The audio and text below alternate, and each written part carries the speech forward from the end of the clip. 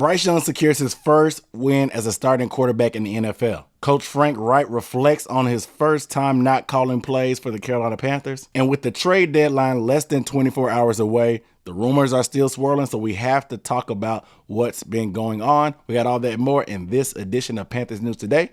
We're starting right now. What up, though? Aaron Duncan here with the Necessary Bluntness Sports Talk. Bringing you... Wait a minute. Something ain't right. Yeah, that's more like it. I got to get in uniform, man. What's up, y'all? It's Aaron Duncan here with the Necessary Bluntness Sports Talk, recap and analysis of the Carolina Panthers. So if you want to see more videos about the Panthers, podcast, news, updates, live streams, film breakdowns, I got it all covered here on this channel when it comes to the Carolina Panthers. So hit that subscribe button, especially if you want to get your water cooler talking points 3 to 5 business days in advance, because I'm way ahead of you and I'm on top of stuff, man. So make sure you are subscribed to stay in the loop, because we have a lot of things to talk about in this video. So go ahead and give it a thumbs up as well, because it really helps me out in terms of support and engagement for the channel. If you want to show any more support, go ahead and check out that Patreon. I'm doing draft content. I have extra film breakdowns on the Panthers as well on the channel. A lot of stuff that you can't really get here, I got it covered on that Patreon as well. And it's also the best way to support me as I grow on my independent creator journey. Regardless, Bryce Young secured that first win, man. Salute to the young man. Finally got his first win, first comeback win, first win as a starting quarterback. He had a career high in passer rating and had a career high in longest completion. It was a beautiful, beautiful day for Bryce Young. I'm not going to lie. This was the first fourth quarter comeback the Panthers have had since 2018. Yes, 5 years. Boogie was our quarterback back then, man. What were you doing in 2018?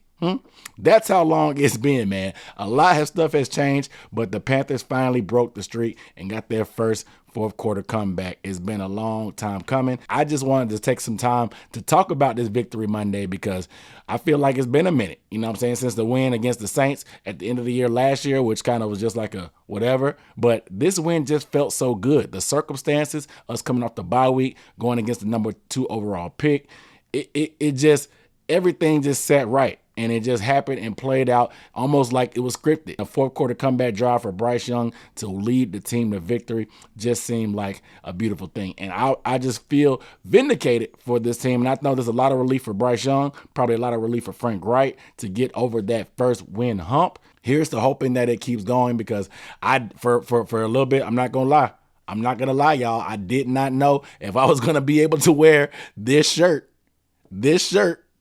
on a real Victory Monday. I was trying to wait for a real Victory Monday to wear this, and I had my doubts if I was ever going to be able to wear it. Thank goodness that we pulled it out. And because that last drive had me on the edge of my seat, all those penalties, I thought they were going to try to rob us for it, but we pulled through. And I know there were some shortcomings. Obviously, offensive line and protection suffered. The running game struggled pretty much all day. Some tackling question marks on defense as well. However, win, just win. It doesn't matter how it happens. Doesn't matter if it's ugly. Doesn't matter if it's pretty. As long as you get the win and get the dub in the win column, that's all that matters. And that's, I think, is something that we'll obviously talk about some of the issues going forward later on. But for the first 24 to 48 hour rule, man, soak up this victory, this feeling. You should have a bigger appreciation for it, because it's been so long. It's been so long. So you got to savor the moment. I want to get you guys' thoughts about how you are enjoying your Victory Monday, because it was one for the record books. It was a group effort, a team effort. Offense, defense, and special teams came through. But let me know how you handling your Victory Monday. You going to get Krispy Kreme donuts? Is the light on for you? Are you bragging to all your coworkers at work? Let me know how you celebrate Victory Monday down below in the comments. Next up, this was the first game as well for Frank Reich not calling plays for this team. Obviously, he relinquished play calling duties to offensive coordinator Thomas Brown. And this was a big thing for Frank. And I understand why, because you kind of went out how you went out with the Colts, and they made you change play callers as well, and you didn't have a lot of control. You wanted to kind of put your hands on this. And with Thomas Brown being somebody that you don't have a big, huge background with, who's kind of inexperienced, you know that he was bright and he was saying the right things. You really didn't have the trust that was fully there. And Frank Reich made that abundantly clear. the bye week was that time, especially with the state of where the offense was. Maybe Frank felt like he had took them as far as he could. The offensive performance wasn't going to blow things off the water, but Bryce Young clearly looked a lot more comfortable. Clearly he had his most efficient and best day as a pro. There were no turnovers. We only had 3 penalties on the day and no delay of games or any kind of procedure penalties like that, which is crazy to see, especially some of the performances we put together this year. Regardless, things just seem to run a lot more smooth. We saw a lot more of Bryce Young from Alabama. I don't know if the bye week just did him wonders, whether the play calling that had him acting like that, but Bryce Young really just seemed a lot more comfortable and started to be the guy that we knew that he could be, and the guy that we saw at Alabama. And I think it was just a welcome sight. And Frank, I'm not going to lie, he got emotional giving the game ball to Thomas Brown after the game. I'll play the clip. And this one mean, hey, they all mean a lot. This one means a lot to me. Woo! Woo! Yeah. We knew he was going to be a beast when he got here. And when the game was on the line, he called the perfect series, right? Thomas Brown.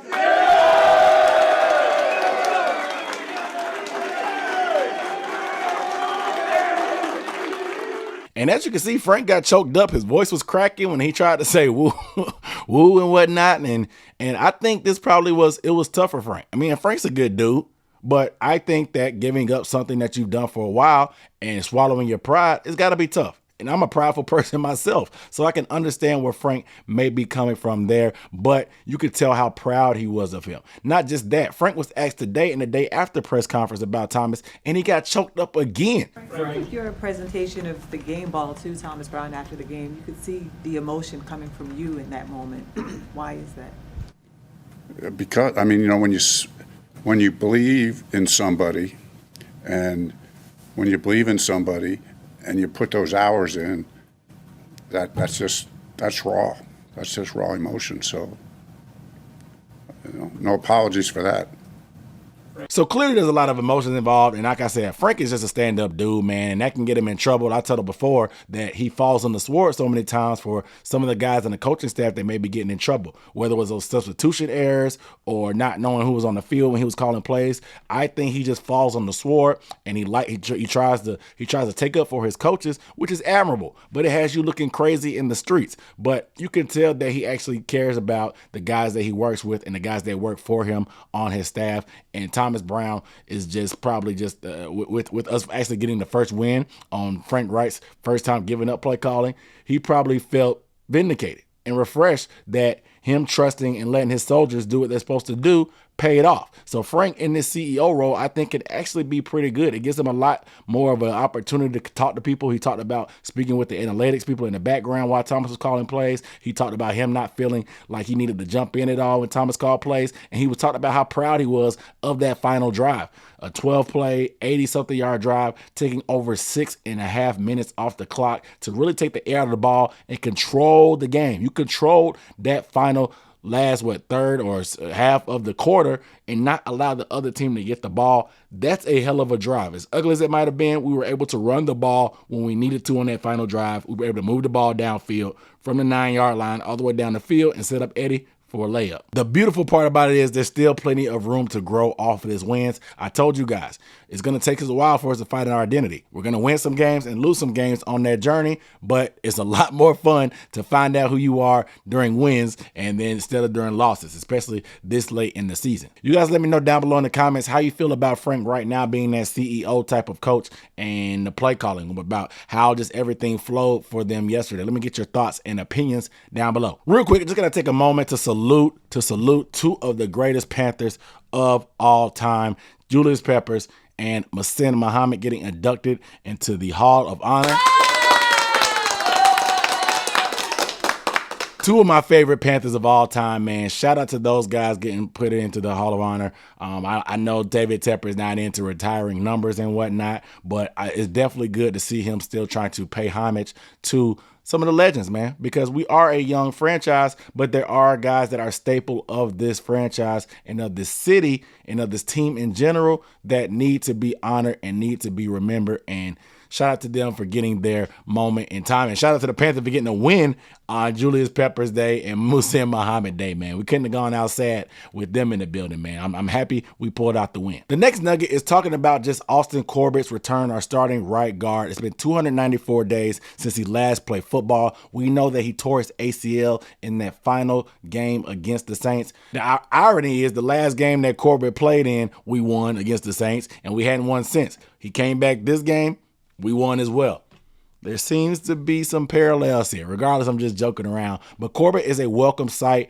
We know our offensive line is still struggling, but he's definitely been our best offensive lineman last year, and he seems to be ready to hit the ground running this year. A solid performance overall from him. I know he did give up 1 sack, but his first game back from ACL, all healthy coming out of it. You can't ask for too much more. And to see his journey, man, just says a lot. As somebody that's torn their ACL in their lifetime, a little over 12 years ago or so when that happened, I know that the rehab and the mental aspect of it is way worse than the pain. The pain only lasts for a little bit, but the fact that you seem to be helpless at times, you're on crutches, you're not sure if you can get back to where you were, and when you get back out there, you're thinking about potential injury again.